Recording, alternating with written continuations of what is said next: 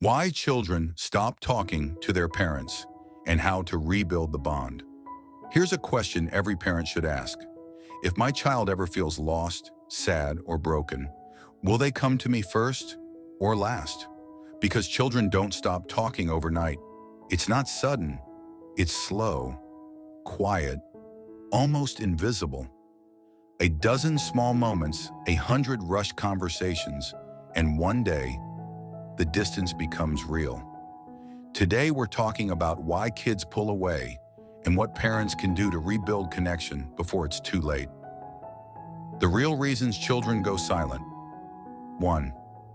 They fear being judged, not helped. Every time a child hears, "That's silly. Why would you do that?" You're overreacting. They don't think, "I should explain more."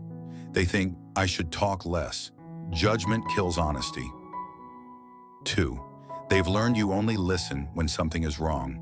If the only conversations happen during mistakes, corrections, or school problems, then children stop sharing the little things.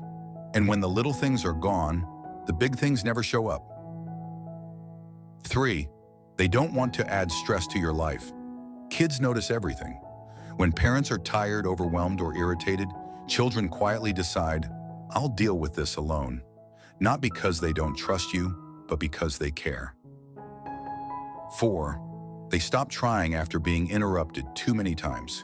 You may not remember the interruptions, but they do. Every "not now, I'm busy" turns into "maybe later," then eventually, "never mind." How to rebuild the connection. 5. Become a safe place, not a perfect parent. Kids don't need flawless parents. They need approachable parents. Say things like, "You can tell me anything. I won't get angry. I just want to understand. Thank you for trusting me enough to share." These simple sentences open locked doors. 6. Give them undivided attention. Real attention, not scrolling, not half listening, not talking while multitasking. Sit, turn, look. Sometimes connection is built not by the conversation itself, but by the way you listen. 7. Ask deeper questions than, "How was your day?" Kids don't open up with generic questions. Try, "What made you smile today?" "Did anything annoy or confuse you?" "What's something you're proud of this week?" Emotion comes out when curiosity is specific. 8.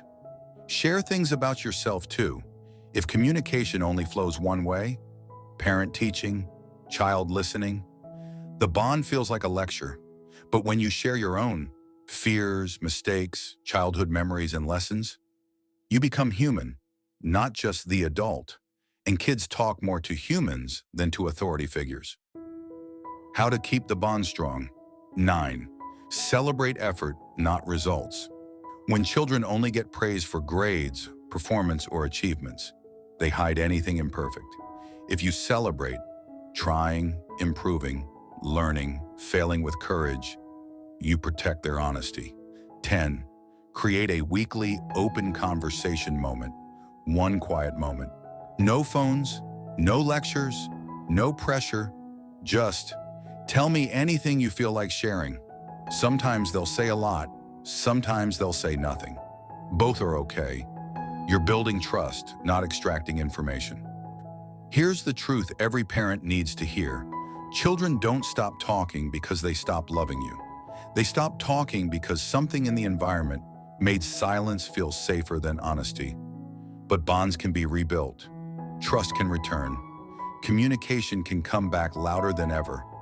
When a child feels, "I can tell them anything, and I'll still be loved the same," that is the moment a silent child becomes an honest one again.